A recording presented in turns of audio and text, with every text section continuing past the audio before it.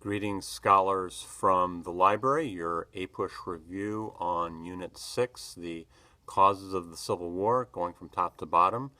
And concerning Jefferson on slavery, you should be aware that Jefferson, who authored the Declaration of Independence about how we all have natural rights and this justification for our independence from England, it was written by a slave owner who had over 100 slaves on his plantation. And Jefferson has that famous fire bell in the night quote where he's talking about the imminent danger of slavery tearing the country apart and leading, he's predicting, to civil war. And yet he doesn't free his slaves. And one of the horrible ironies here is Thaddeus Kosciuszko, who was a Polish independence fighter for the American revolutionaries, willed his entire estate, American estate, to Thomas Jefferson for the purpose of freeing Jefferson's slaves. Jefferson never freed them because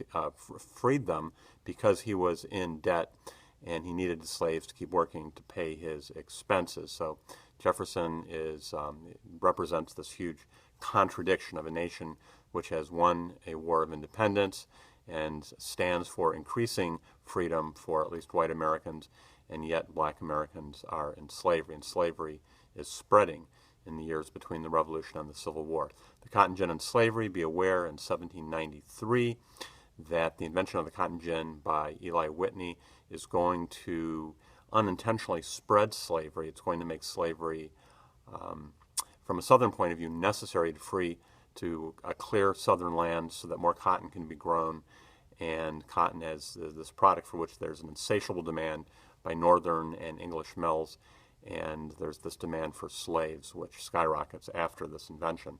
Nat Turner, 1831, is an older black slave, hadn't been in trouble before, goes on a rampage, kills about 60 whites in 1831, and the consequences here in the South are going to be some very draconian black codes. The black codes are restrictions on what slaves can't do. They can't get an education, and whites can't teach them. The slaves can't travel without a pass. The slaves can't own firearms. The slaves can't own things like drums and trumpets which could signal a rebellion. Slaves have to have permission. If there's a slave preacher, has to have permission to preach on a master's plantation. And just a lot of restrictions trying to keep this from ever happening again. In fact, in Virginia, on some of these other southern states, laws are passed where you cannot free your slaves. This is not permitted. Free slaves are a very bad example to slaves that are in bondage. William Lloyd Garrison is the most famous, perhaps, certainly the loudest of Northern abolitionists. He is an immediate abolitionist. He is the author of The Liberator, and many Northern abolitionists are advocating gradual or compensated emancipation, perhaps the emancipation of children, such as the Talmadge Amendment, which failed to accompany the Missouri Enabling Act in 1820. And Garrison is saying that the Constitution itself is, it's not this sort of sacrosanct political document giving freedom, but it is a compact with the Satan enacted in the bowels of hell. And he's going to antagonize many Northerners as well as Southerners. In fact, most Northerners who are against slavery not on moral grounds, not that it's unchristian, that it's immoral, that it's cruel, not that they want slaves to, live next door to them and have any sort of social or political equality. It's very economic. Northerners don't want slavery because they don't want to compete with slaves, which will undercut them economically. Manifest Destiny refers to this idea that it is the intention of God that the United States spreads from sea to shining sea. And of course, there are Indians and there are Mexicans in the way. And this will be something which in 1844, James K. Polk will be elected on this expansionist ticket. Before we get there, it's not on your review sheet. 1842, there's the Webster-Ashburton Treaty, and this is going to deal with an issue of where's the border between the United States and Canada, between Maine and New Brunswick. And it's going to be basically a little bit in to the benefit of the Canadians who are trying to build a railroad between Quebec and Halifax in Nova Scotia, which is north of New Brunswick. Anyhow, the point here is peaceful resolution to a border conflict, a peaceful border conflict between us and the Canadians. Back to the review sheet, Oregon 5440 or fight. There are Americans who are claiming that all of the Oregon Territory, remember the Convention of 1818 divides Canada and the United States at the 49th parallel and divides Oregon in what's nicknamed a condominium. It's a joint ownership, a joint occupation to be hammered out later, and later occurs with the election of Polk. And the expansionists want the whole schmeal, and that would be all the way up to what would be British Columbia and Alberta, all the way up to 5440. And that's quite a ways up. That's kind of near where the Yukon is, kind of near where Alaska is. And the resolution here is when the war with Mexico breaks out, calmer minds prevail, and we're not looking for a war on both north and south borders. So we divide Oregon, and we get the equivalent of what would be the state of Oregon, Washington, Idaho, and parts of Montana. The Canadians get what would become Alberta and British Columbia. The reason for the 1846-48 Mexican-American War, the reason is the supposed reason is an argument over the border between Texas and Mexico. Remember, Texas 10 years earlier had declared its independence from Mexico, fought a war, won at the Battle of San Jacinto, which follows the attack on the Alamo, which follows the prohibition of further immigration into Texas, which the Mexicans had earlier encouraged. Remember, the early Texans are going there for cheap land to grow cotton, and they're supposed to become Catholic. They're not supposed to have slaves. Mexico, at the time they're coming in, is a democracy, and things change here. The Americans do not, they're not going to become Catholic. They're not going to give up their slaves, and when Santa Anna takes over the government, they have even stronger pretexts that they are not going to subject themselves to a tin pot Mexican dictator. Anyhow, the Mexicans lose the war against the Texans. From 1836 to 1845, Texas will be free. Northerners do not want Texas at this time to come in as a free state and potentially, a slave state, and potentially to be divided up into a whole bunch of slave states. So fast forward here, last days of John Tyler's administration, just before Polk is sworn in as the new president he's elected in 44, comes in at 45. The United States is going to annex Texas at the very end of the Tyler administration, and Polk is going to provoke a fight over this border, whether it's a river called the Nueces River or the farther south river, which is what we claim, which is the current Rio Grande. And an American scouting party is basically attacked, and about 16 soldiers are killed, and thus the reason for war. But the big picture here, is the relentless Southern desire to spread slavery into the South for new land, for slave agriculture. And this war will be declared in 1846 under James K. Polk. Remember, he's an expansionist, and he's pushing for manifest destiny, that this is fate, that the United States should spread what some people nicknamed an empire of liberty. Zachary Taylor is the general who will invade from Texas into northern Mexico. His nickname is Rough and Ready. He's going to win a whole bunch of battles. The Mexicans don't give up, though, so another general named Winfield Scott, and his nickname, if you're looking for nicknames, is Old Fuss and Feathers. He will invade at Veracruz and capture Mexico City, and the Mexicans will throw in the towel, and you get the Treaty of Guadalupe Hidalgo in 1848, and we will buy the Mexican cession. We're going to take basically New Mexico and California, and of course we get the border where we want it in Texas, and the war is over with a huge American victory and this question of what to do with all this land in the West. And that gets pressed very quickly. Gold is discovered in California the same year of the treaty that ends the war with Mexico in 1848. Within a year, the 49ers, these hundreds of thousands of gold miners, gold seekers, are showing up. They're showing up from all over the place. They're coming from Europe. The Chinese are coming from Asia. And there's certainly Americans crossing the continent, going through Panama, going around South America. And they are going to petition. Remember, you only need 60,000 people to ask to be a state. So within a year, California is knocking on the door asking for statehood, and there is a compromise. The compromise here, and you've got to memorize, I'm just telling you, on the test, there will be these things, these four things. The compromise, there's two things the Northerners get, two things the Southerners get. Northerners get a free state. California comes in as a free state, no slavery, and there is the end of the slave trade, not slavery, but the slave trade in Washington, D.C. And there's this humiliation to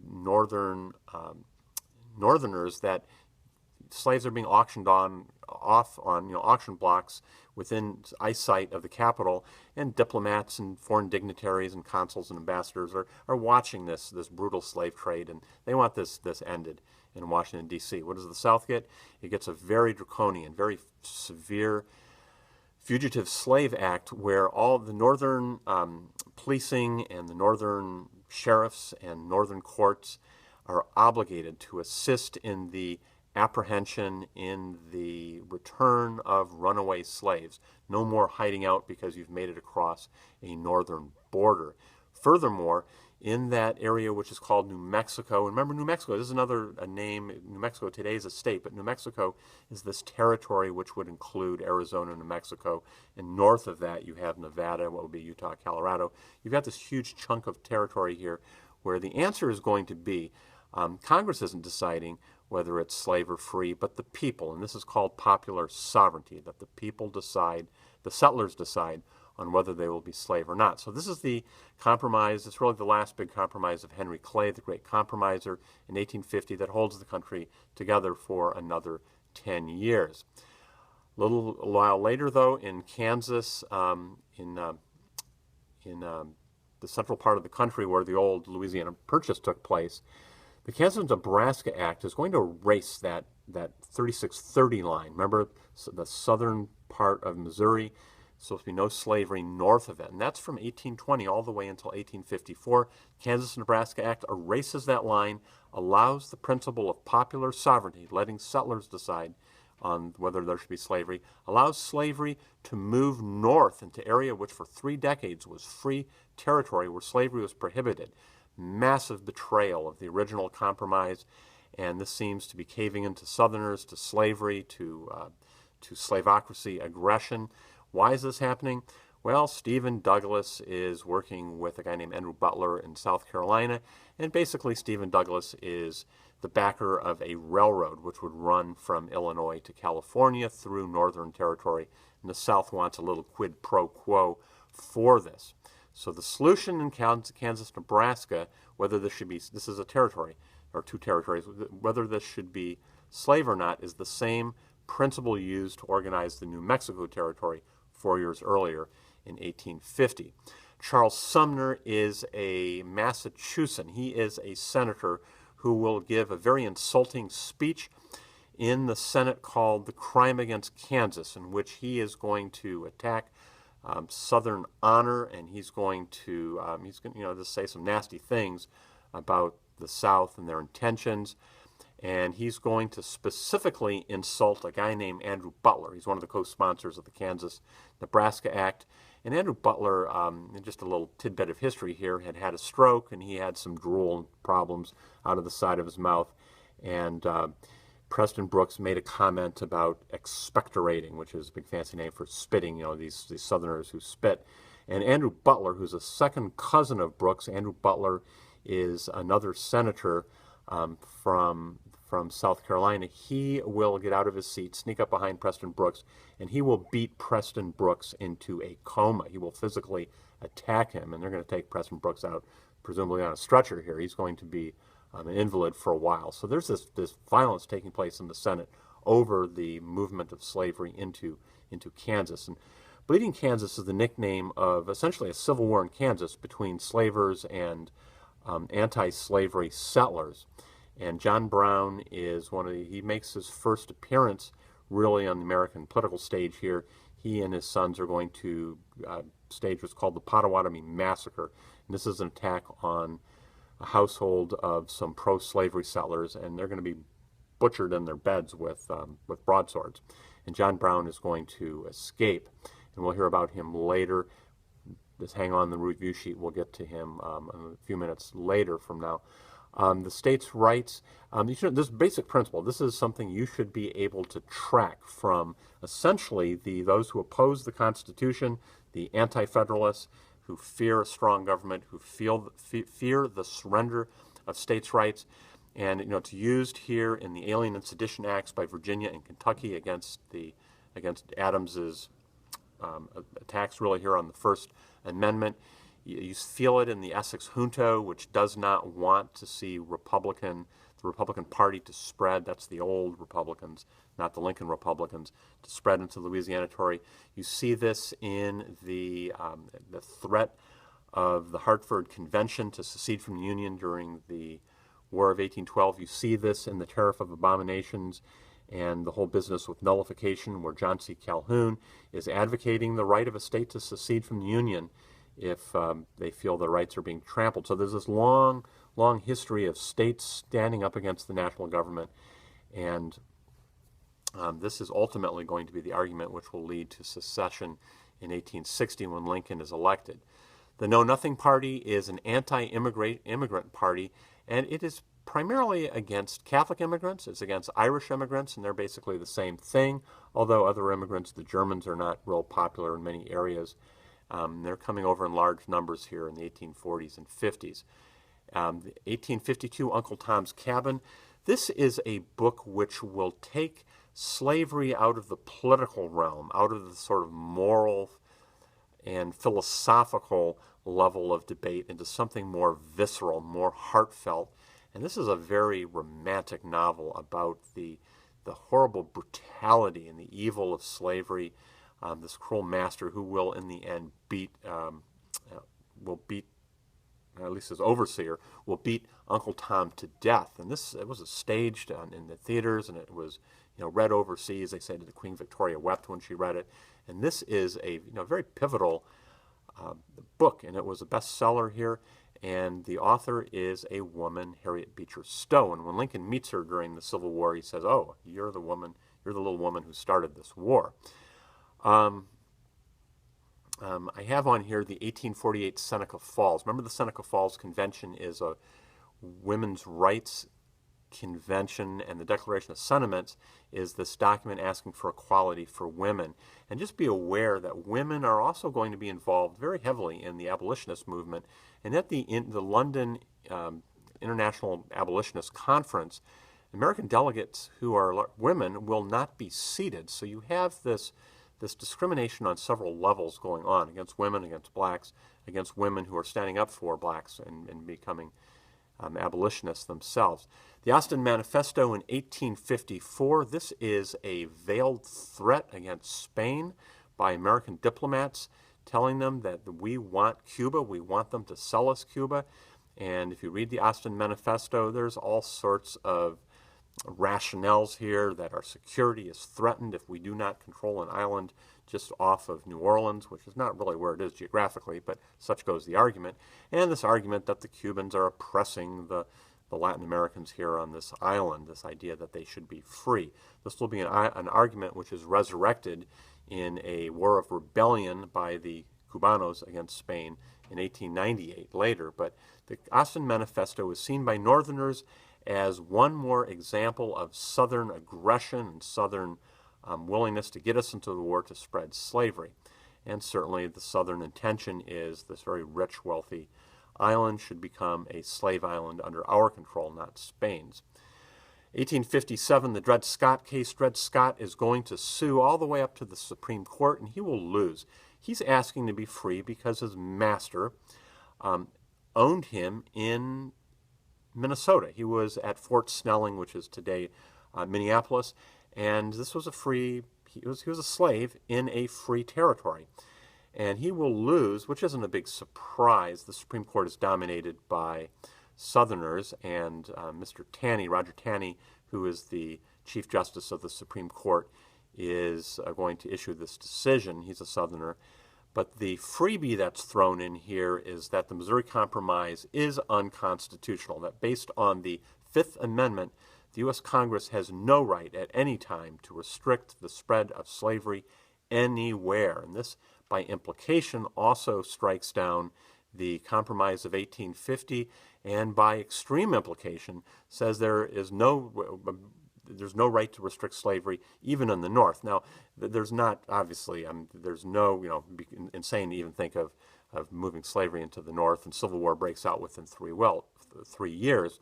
But what's happened here is this whole house of cards here, this whole intricate system of compromises with California, with Missouri, even with Kansas, Nebraska, such as it is basically tossed out by the Dred Scott case. Southern defense of slavery and criticism of Northern free labor. The South is going to maintain not only that is slavery legal and is it constitutional, but they will argue that it is a moral good. They're going to argue that the black man is inferior, that he is racially unable to take care of himself, certainly not to govern himself. They're going to argue that slavery is a benefit, that this will be actually it will defend the poor, simple black man because he will be provided with food and with clothing, with medical care, and with care in his old age. Unlike Northern free labor, where you're forced to work these long hours and you are, nobody's providing you with food or with clothing or with any sort of, if you get an injury, any medical care, nobody's looking out for you. Get your hand caught in the cogs of the knitting mill and you rips your arm off or whatever. If you're maimed, if you die, hey, too bad. There's another guy to line up. And the South is going to argue that what's going on in the North is as brutal and exploitive, even more so than what's happening in the South. The South is actually providing a paternalistic system, paternalistic in that there's sort of a father figure in the plantation master. 1858, the Lincoln-Douglas debates. Douglas and Lincoln are running for the Senate in this election in Illinois. And there's a series of debates where Douglas is going to take the popular sovereignty position that the settlers should decide in the West. And the Republican Party, which is formed pre-Lincoln in the 1850s, is going to have as its primary platform no spread of slavery in the West. And you got to remember this.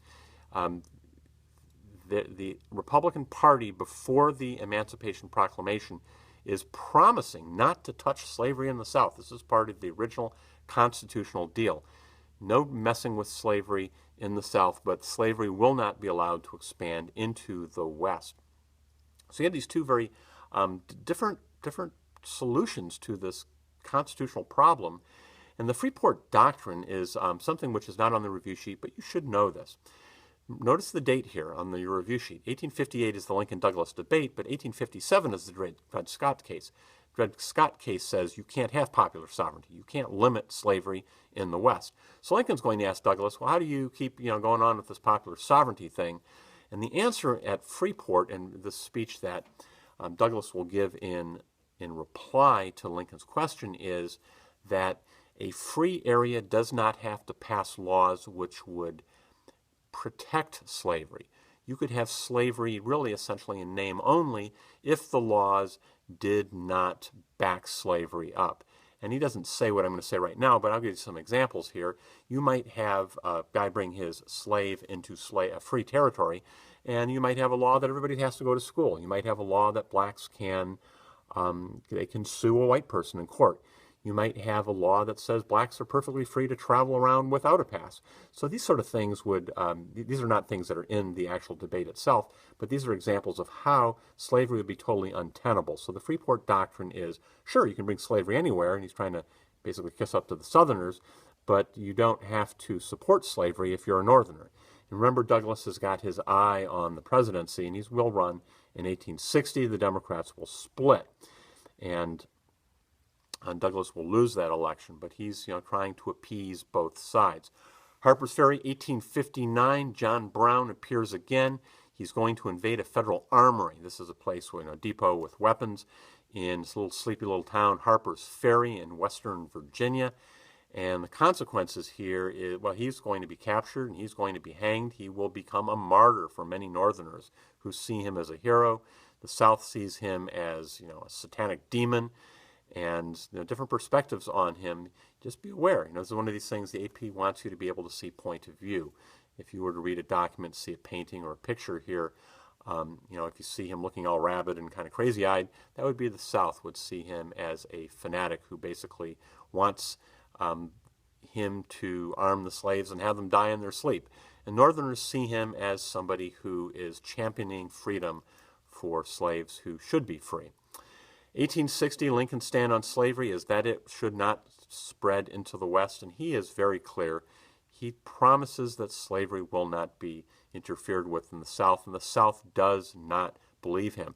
He is not on the ballot of any southern state in this election, and yet he will win. And this underscores how huge the population differential is between the North and the South. The North has something like 4 times as many people as the South at this point, and you can lose all the Southern votes, all the Southern electoral votes, and still become president. And for this reason, the South will begin its secession, the first being South Carolina. No surprise here.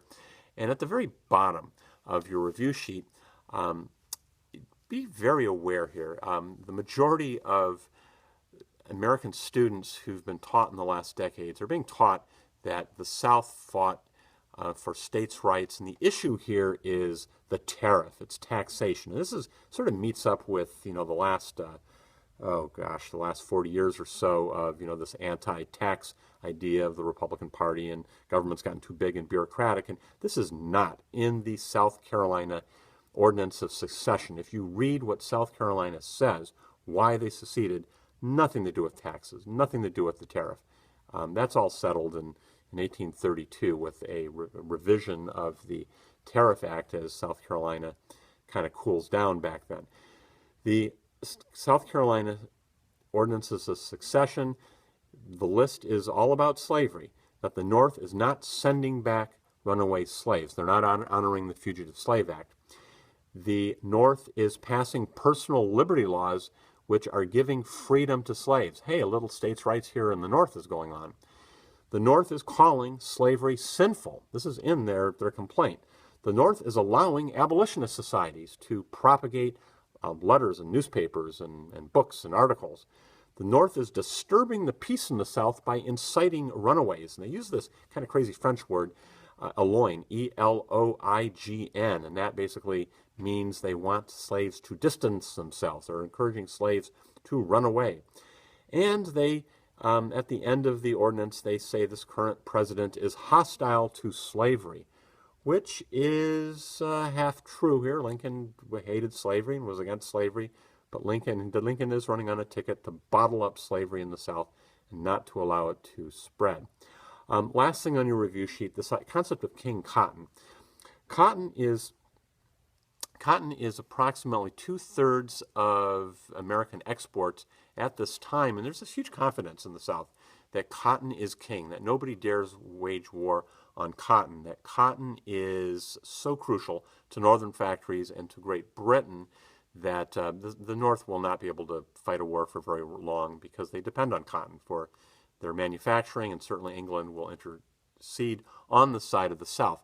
This is the South's hope.